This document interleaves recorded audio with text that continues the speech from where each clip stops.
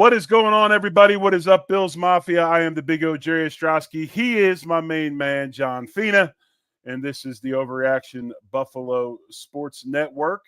And this is our weekly weekend show, soon to be the postgame show.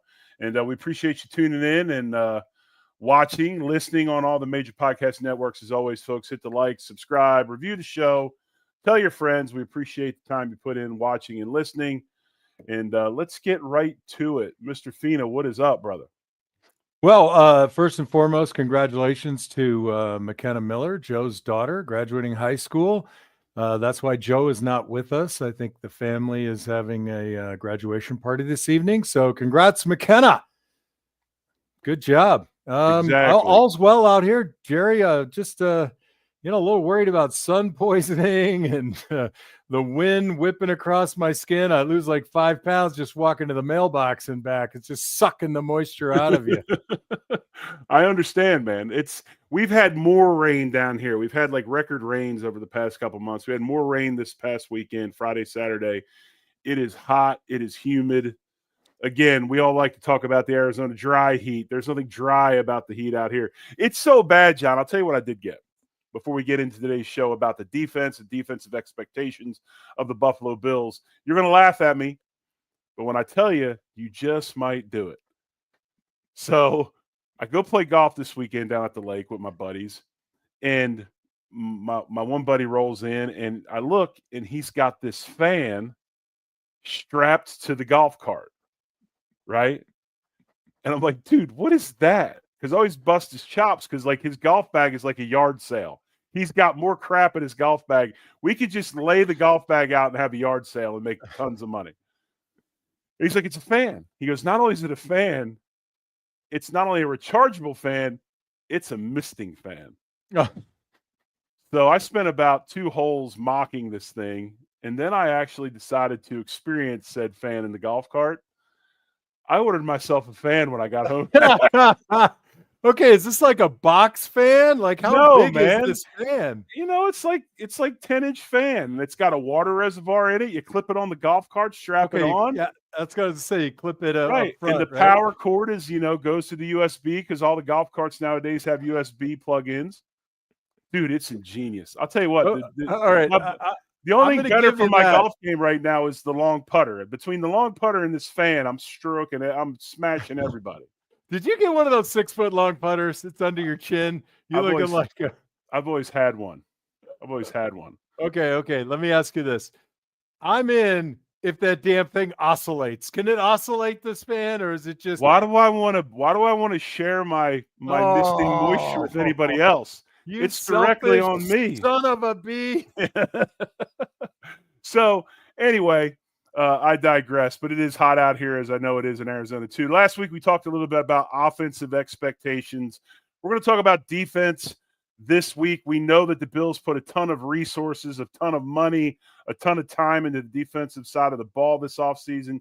John, just kind of your basic thoughts and maybe where you think this group is headed as we roll into get closer and closer to St. John Fisher and training camp opening. Yeah, lots of resources. The draft, free agency, some big names, some quality guys in the draft. I'd love to be a fly on the wall in Bobby Babbitt Jr.'s lab, right? I mean, they've added both speed and power in the interior.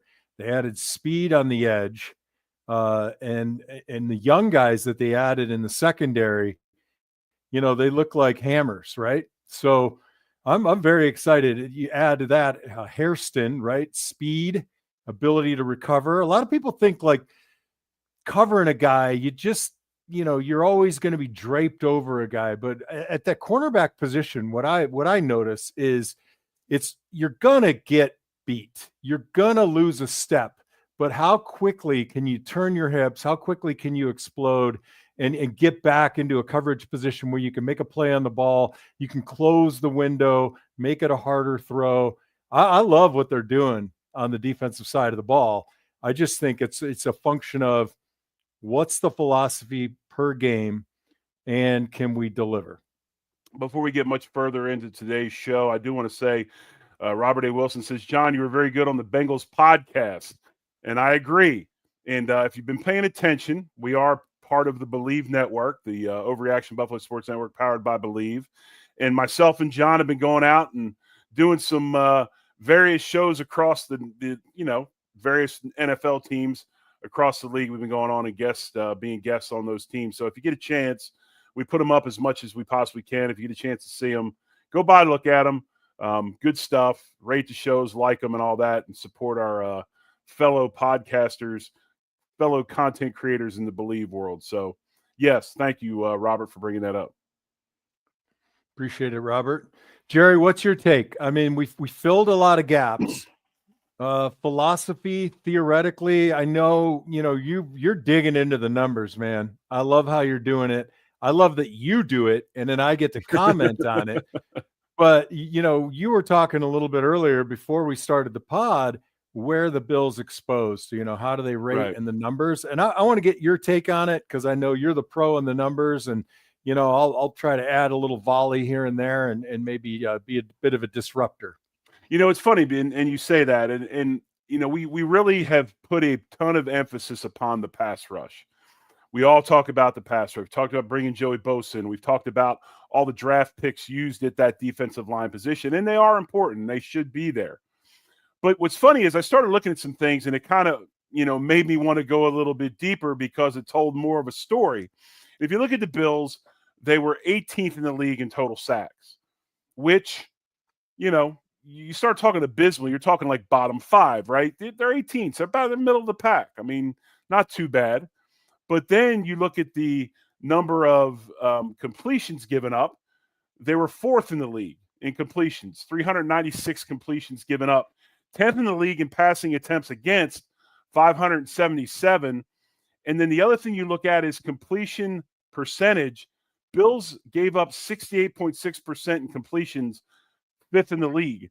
So it starts to tell a little bit more of a story. Then you go a little bit deeper, John, and you start saying, okay, let's look at what types of throws.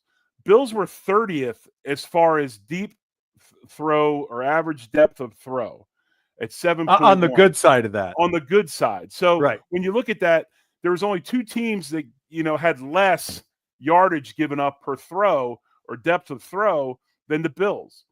Then you look at percentage of deep throws, and they were 31st in the league again. It was 8.3%. So then you start, where does this story go? And where the story to me goes is this. Buffalo has given up a ton of completions, a ton of quick completions, short completions, not big go balls down the field, not huge plays. You could probably count on one hand, probably don't even need all the fingers on one hand to count all the big-time home run throws downfield. That whole thing correlates and ties into this. And, John, you'll understand, because we both played on the side that tried to keep people from sacking the quarterback. If the ball's getting out that fast, I don't care who's rushing the passer, you don't have time to get to the quarterback, period. End of discussion.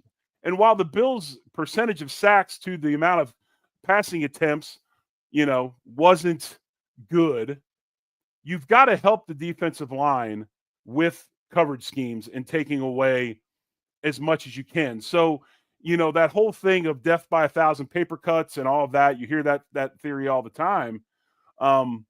That's kind of how it's been in Buffalo, and that has to be fixed. So to me anyway, when I look at this projection of the defense and where it's going, they have gotten much better talent-wise up front, but still, somehow, some way, they have got to help them in the back end, make the quarterback, double clutch a little bit the football, make him have to hitch, make him have to hesitate, and give your defensive line a chance to get to the quarterback. So we want to really put a big onus on the pass rush, but to me anyway, this secondary's got to help them some. Right. No, I completely agree with you. I think when you look at that stat, right, we give up a lot of short throws, and the best way and the way we can help the secondary is draft TJ Sanders, draft Dion, right? Dion Walker, pardon me, Dion. You got to be able to get Dwayne Carter. You got to be able to move the guards off the ball a little bit, right? You got to compress that drop by the quarterback, get hands up, that kind of thing. And then I think when you're moving the pocket back, when you're getting the guards off their spot, you have an opportunity. If the coverage is a little bit tighter, you get that double clutch. But I think without it, this is McDermott, always been McDermott. Bleed, bleed, bleed, no gushers, death by 1,000 cuts, wait for the field to get really short when it's really hard, and then bring something interesting. I think they're going to flip the script a little bit. I think when it comes down to those defending those short passes, I think we're going to see some interesting games from them. I think we're going to see maybe some 3 technique pressure on the outside shoulder, and maybe it's basically a TE. And rather than the end burying himself in there, maybe playing to the line of scrimmage, getting tall, right? We got a super tall defensive end in Greg Rousseau. AJ Epinesa is not a short fellow by any nature. And you start closing off that quick slant area or that curl just with a body in the way, quarterback second guess, coverage gets tighter, safeties can play a little bit tighter and take more chances.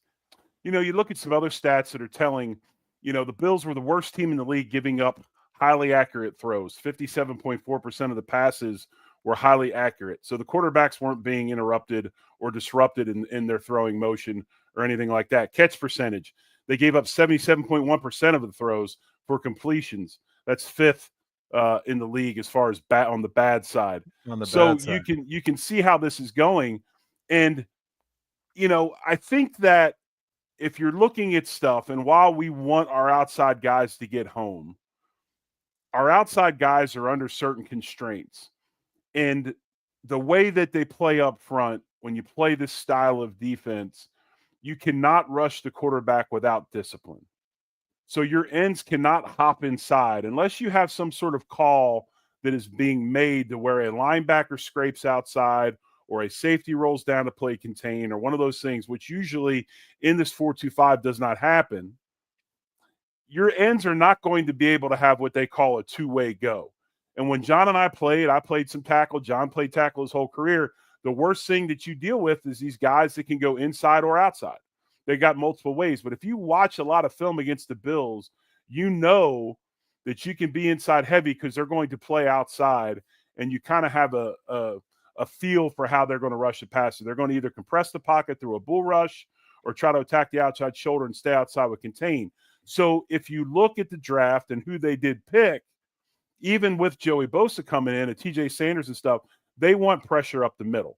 That's right. And then they want 100%. Pressure up the middle, because what pressure up the middle does, and you can also look at some other statistics, and it's amazing the stuff they have nowadays, but time to sack, how long it takes to get the sack. A lot of times Bill's sacks, I believe, are a little bit longer because a lot of that stuff is inside pressure, flushes outside makes plays. If you watch a lot of Rousseau sacks, he does that very, very well, able to run stuff down and drag guys down. So you figure they want pass rush inside. One thing the Bills have done very, very well in the past, and we talked about it a couple weeks ago on the Big O show, they do a very good job of blitzing corners and disguising it very, very well. They don't give away corner blitzes by where guys are lined up as far as, backing up a corner to take coverage and things like that.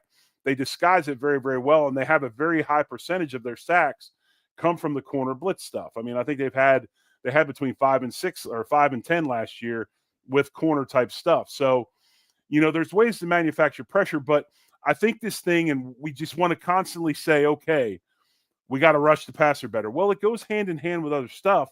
We got to figure out how to slow down this quick passing game of the opponents we play. And then that'll help the pass rush as well, because the quarterback's going to have to hold on to the ball. Yeah, you brought up a really good point, Jerry. We have so much discipline to maintain the outside shoulder from our defensive ends on their upfield rush. We rarely see a guy taking a chance coming underneath, and that's just traditional McDermott-style defense. He wants to bring it off the edge. Matt Milano is brilliant in the A-gap. I think we'll see, a little bit more of that, hopefully. Terrell Bernard, Dorian Williams through the A-gap, that kind of stuff. But I still want to see, and Joey Bosa is certainly going to have an influence on this. He is not going to want to be a C-gap rusher the entire game. No. He is going to want to have something in the package where he can burst up field, stop, rip under, or pressure the inside shoulder and get to the quarterback that way with some support behind him, whether it's on an ET or, like you said, linebacker scraping, or we roll the coverage and bring a corner. We have to do something to free these guys up. You and I loved it. I mean, we loved going up against a team and just, 95 times out of 100, that guy is going upfield, outside. I'm just going to stay on his inside shoulder. I'm going to turn and run and be an athlete. And we have to change that up. And as I look at the draft class and the pieces that they added in free agency, if they don't do something like that, I'm going to be shocked and disappointed. Would you agree with that? No, I agree. I think they've got the pieces. And I think one of the telling things that is out there, if you're paying attention, is they're in minicamp and Ryan Nielsen's spending a whole entire day, a whole entire practice teaching pressure techniques and pressure package stuff. And I think that's pretty telling that with the athleticism that they brought in the draft and the amount of athleticism that this defense now has with younger players and better athletes and all that stuff, the resources brought in, they're set up to do stuff like that, be more attacking. And I think you'll see more of that out of the Bills this year. But, John, I wanted to ask you, if there's one area of the defensive side of the ball, if you're looking at the defense and there's so much onus put upon certain positions, what is one position group that maybe you want to see, I don't know, force the issue or reestablish themselves as kind of that group for the Bills, maybe like a group that we've had in the past or something of that nature?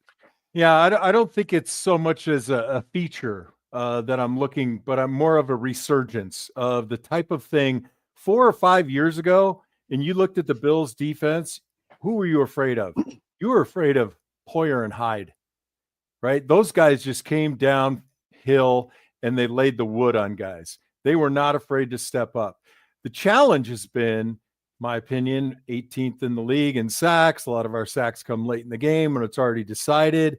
If you don't have the type of coverage where you're getting pressure on the quarterback, those safeties have to sit back. They can't take too many chances.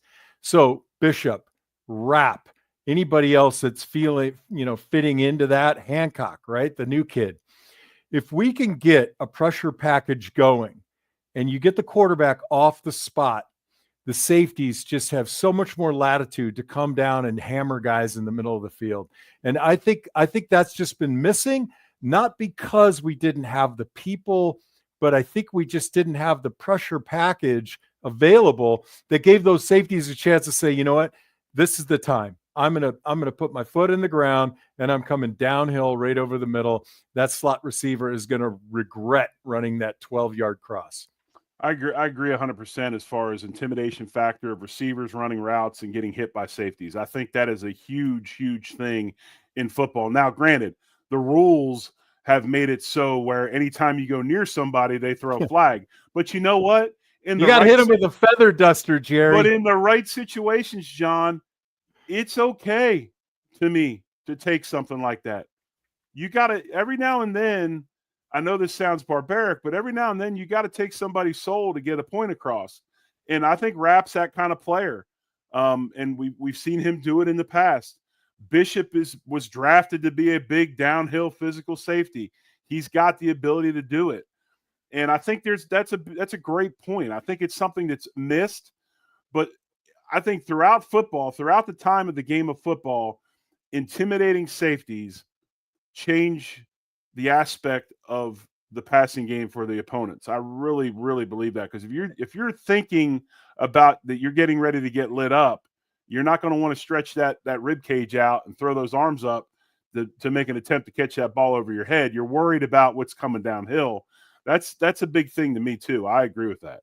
And big plays are made there. Intimidation, you might not always time it up right, but guys see when safeties are coming downhill. And if you want to link this back to the stat you talked about earlier, where we were third best in the league and giving up the least long balls, well, of course, if you're sitting back in cover 2 with your safeties high in the middle of the field, you're certainly not going to give it up, and you're just begging people to throw those short passes, which we were at the bottom tier of the league, giving up those short passes.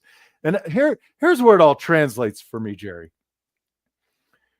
We're so damn close to getting the 1 seed. We're so damn close getting deep into the playoffs. What's a change that we can make? One game makes the difference in that 1 seed, Right. right? Well, a little bit of intimidation makes the difference in one play in one game. And I think that's what we're looking for. We're trying to get over that barrier. And that barrier has got to come with a little evolution, a little change in philosophy, and a little bit more, risk. And that is a risk when you bring guys downhill. Yes.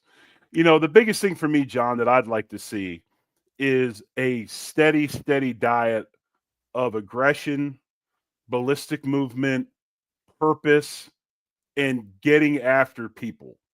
And veterans are great. I love veterans. I don't have a problem with veterans, but a lot of times when you get a massive wave or injection of youth, you get a different energy, right? And you look at Hairston, you look at Sanders, you look at Jackson, you look at Strong, you look at Hancock, you look at a lot of these guys they've picked up on the defensive side of the ball. I would expect a youthful exuberance, a youthful energy, flying around the field, having fun, because let's face it, these guys are going to play. These guys are going to make mistakes, but they've got the athletic ability to make up for those mistakes and still make plays. And it's like somebody said the other day, well, it's not guaranteed Hairston's going to start. Okay, it's probably not. But I will say this, Hairston might make mistakes, but a guy flipping his hips running a 4-2 whatever that he ran, or a 4-3, is much more prone to make it up than a guy flipping his hips running a 4-7 or a 4-8. And I think we just have to be patient with some of these guys. But no, that's my biggest thing. And we talked about it in past shows, John. We talked about Thomas Smith. I mean, Tommy got beat on the line of scrimmage all the time. But when the ball went up in the air, he was standing there making plays, right? Because he had that much confidence in his athletic ability. And that's how I see Hairston playing in these other guys. I want to see that energy and that juice, man. It didn't hurt that Thomas Smith was made out of elastic either. I mean, that was pretty incredible. Or that he jumped 40-inch vertical. Yeah, well, let me ask you this, Jerry, because this is a feeling, right? This is it's not a cultural thing, but it's, when you talked about exuberance, I've felt for a long time the way McDermott plays defense, death by 1,000 cuts, slow, no chances, no freedom. These guys on defense, they're, you want rabid dogs. You want to throw red meat out there and set them loose. Every now and again, they just got to have that freedom. And this is where I'm going. You remember that feeling in the locker room in Buffalo where the defensive guys were like, oh, no, baby, it's me. I'm making the next play. I'm going to make the impact play. You got to have that freedom for a guy every now and again just to do whatever the hell he wants. Give him the freedom, support him from the outside or the inside, and say, go, red meat, get the quarterback. I think the biggest misconception is, like, great defensive players or great players in general, that they play the system or the play or the assignment the way it's supposed to be played every time. Not even close. I remember, the great career of Junior Seau. Junior Seau never played in the gap he was supposed to play in. But yet the man made so many plays behind the line of scrimmage because he's an absolute freak show, right? So there's got to be a little bit of freedom. You might give one up every now and then, but last time I checked, you had a historic offense and a dude on offense that could do a lot of things. Granted, you don't want to make a habit of it, but if you do make a mistake, you got a side of the ball that can make up for it. And hopefully, 100%. Me anyway, I just want to see a little more freedom, a little more fun. Maybe take that offensive attitude, because that's kind of how they play. That's right. Josh is amazing, but Josh is kind of goofy and he's a clown and, has fun or whatever, which is what we love about him. Hopefully we see a lot of that transfer over to the defense side of the ball. It's really funny, Jerry, you say that, because like I look at our offense and it's like a bunch of elementary boys with bottle caps, sticks, and buttons and marbles, drawing stuff up. Let's do this, right? And giggling and having a great time. And then, like, the defensive side of the ball is like, a group of 90-year-olds Right. playing bridge, right? Right. Like, it's Right. such a flip of the script. I've always historically felt it's the other way around. We were always a little jealous of those defensive guys. They just Right. got to go hair on fire. We were stuck running counter tray and power and Right. inside zone. Right. I think, this show talks about what are defensive expectations. We talked about a lot of them, but I think the easiest one for me is like we just talked about, that energy, as the kids would say, or the overused term, juice, all those things being there this season. We got a few moments before we get out of here on this Sunday on this Overreaction Buffalo Sports Network show, powered by Believies. John Fina, I'm the Big O, Jerry Ostrowski. Hit the like, subscribe, review the show, tell your friends. If you can't catch it on YouTube, we'll be on all the major podcasting platforms tomorrow. You can watch it or listen to it while you head to work or you're at the house. I want to read something to you, John, that you might not be aware of, but I really feel it's important that we spend a few moments on this topic. And this was sent to me, and I'd heard about it earlier this week, and I'm glad it was sent to me because I wanted to talk about it. It says, "It is with heartfelt love and deep admiration that we proudly announce Ron's father, Elijah Pitts, has been inducted into the NFL Hall of Fame for the Award of Excellence as an assistant coach with the Buffalo Bills, where he showcased remarkable coaching expertise in 4 Super Bowls with the Bills. The Pro Football Hall of Fame award honors individuals who drive team success within the sport. He will add this prestigious recognition to his impressive collection already, including the HBCU and the Packer Hall of Fame, where he played in 2 Super Bowls under the renowned Vince Lombardi. We are sincerely humbled by this award." Wow. How about that? Man, that is so great. Elijah was amazing. I mean, quick couple stories. First of all, he first rushing touchdown ever in a Super Bowl, Eli Pitts. And then my rookie year was pretty rough. I was getting beat up left, right, and sideways, and you're stressed out. You don't know who to talk to, who's a confidant, right? So you're kind of like just boiling from the inside. And Eli just walks over to me in one practice, and I'm beat. I got my hands on my knees, and I'm dying. And old Eli with his bum leg comes up, and he leans on me. Right? It's like 130 degrees with the humidity, and he leans on me. And I look up and I see it's him, and he starts laughing. I said, "Hey, coach." He goes, "Hey, man." It was the equivalent of, "Why so serious?" He's like, "You're doing fine. Have some fun. Smile. Laugh a little bit." And I looked at him, and he's just giggling. Remember that giggle? He would just burst out giggling. And, whenever I was feeling down, I'd just go find Eli, and he just had words of wisdom, kind of lift you up, inspire you, console you a little bit, pat you on the ass and say, you're doing great, and remind you that football is a game of brotherhood where you're pulling on the same rope, trying to reach the same goal. And, we lost him too soon. What a great guy. And to be good and fair, I wanted to give one of my kids the middle name Elijah just because of my relationship with him. And in the end, I chickened out. In the end, your Italian heritage won over, right?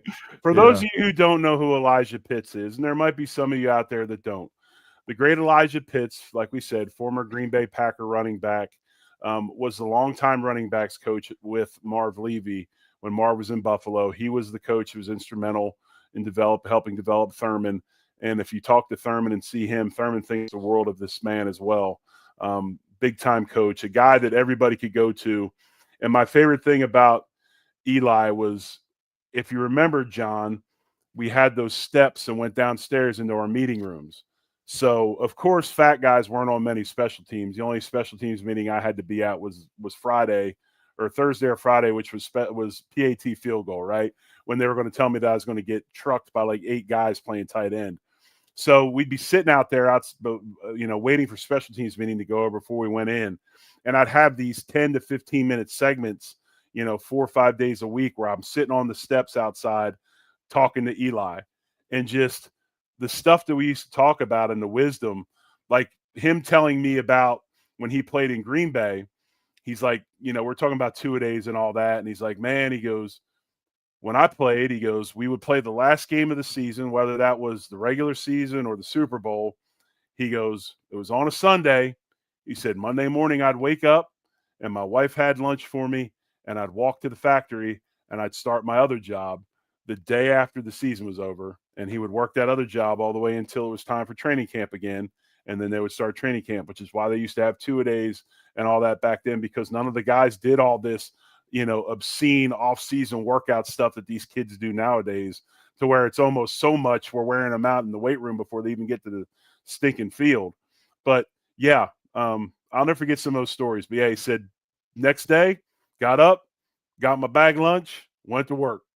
And then when the season started, I showed up that day. But yeah, Elijah Pitts, longtime assistant coach in Buffalo, wonderful man. I got that. I heard that earlier this week. And because they started doing a thing in the Pro Football Hall of Fame where they started honoring assistant coaches and then like providers like trainers and equipment guys and video guys. And they had a list of the first recipients, and Eli was on there. And I knew I had something I would talk to you about. I couldn't remember. So I appreciate my wife sending me that text, knowing I was in here talking to you so we could bring it up. That's awesome. Well, congratulations to the entire Pitts family. I mean, we knew Ronnie really well. Bruno played with Shea at UCLA. Yep. I mean, what an incredible family and just such great people. But anyway, that's it for today's Overreaction show, and we appreciate you tuning in. And we'll be back next week. Big O show on Wednesday. Topic undetermined, but I kind of have an idea. Then we'll be back next Sunday. I'm sure Joe will be with us unless he's at, how this graduation party thing goes. Goes forever. It's like a 4-week freaking circuit, dude. It's nuts. So if he's not at like his 19th graduation party, I'm sure he'll be back with us next week to talk more Buffalo Bills. But again, folks, we appreciate you as always. Thanks for joining us. Hit the like, subscribe. You know the routine. And as always, folks, much love. Go Bills. Go Bills.